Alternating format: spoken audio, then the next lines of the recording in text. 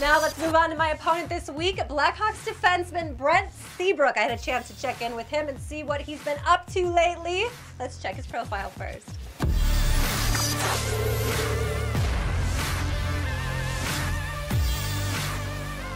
Well, thanks for letting us into your home. And there's a lot of cool photos and everything all around the basement. We'll show you that a little later, but I wanted to talk about where you're from. Saskatchewan?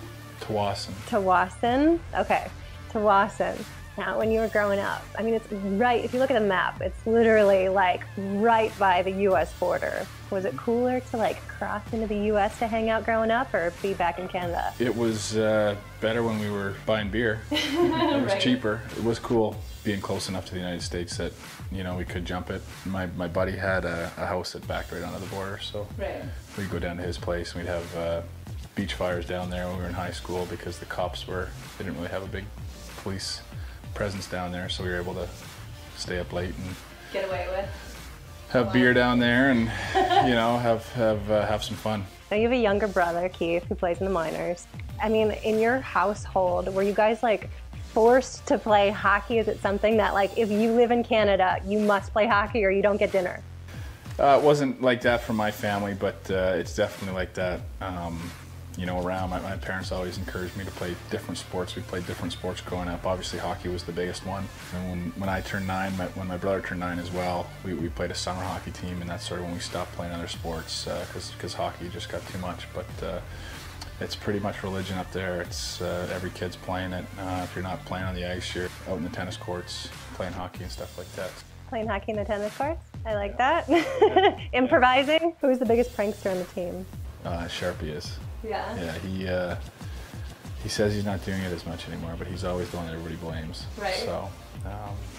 Any interesting pranks he's pulled?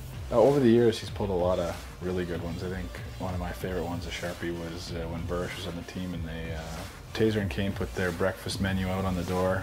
They switched it with theirs, and they filled one out for 6 a.m. with everything on the menu. So at 6 a.m., Taves and Kane had a huge spread come to their door. Right. Okay, so you had some serious overtime goals. I mean, May 29th, 3:35 in overtime, Game 7, Detroit. Was that your biggest moment? I mean, that's a do or die goal.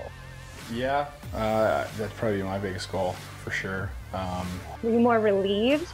Or were you just excited? I was happy the game was over. I was tired and I think we got caught out there at the start of that period, me and Duncan for a bit, and my legs were burning and I just got lucky and you know, Q always tells us to just shoot the puck, get the puck on net. I was gonna go change, I was gonna dump it in and change and realized nobody was around me, so you know, for the last 6 years I've been hearing him screaming at us to just shoot the puck on the net, so I went up and shot it and bounced off the defenseman and went in and you know, it was definitely you know, on a personal level one of the coolest moments that I've ever had as an individual.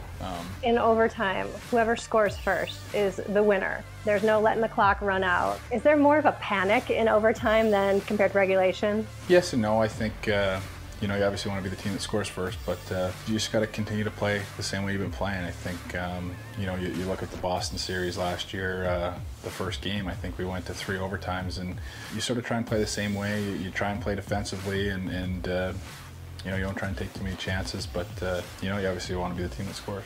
You're a family man now, new baby, Carter 7 Seabrook. Whose idea was it to give him that middle name of your jersey number?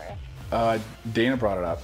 She said 7. She was about 6 months into her pregnancy, and we were talking about middle names, and we had Carter picked out for a while, and she said 7, and I didn't really like it, and I didn't really know what people would react to it and how they would deal with it and all that stuff. It's different. Like, I've never heard anyone do that. Yeah, and we were sitting in the hospital room. She was exhausted, and we had to do the paperwork and all that stuff, and I just said, well, what about 7? And she was like, I like it. Now, Duncan Keith had a baby. Also. Did you guys plan that? No. Like, this is baby time. No, I think they got pregnant at our wedding. Oh, really? I think that was when that happened. Way to celebrate. I don't know. I'm not going to put words in their mouth, though. Right. We had fun and enjoyed it, and we just kept an open mind about it, and whatever happens, happens. And 3 months later, it happened. It was during the lockout. It was the lockout. Right. What Trying else to are you stay gonna warm. do? Yeah, it was cold.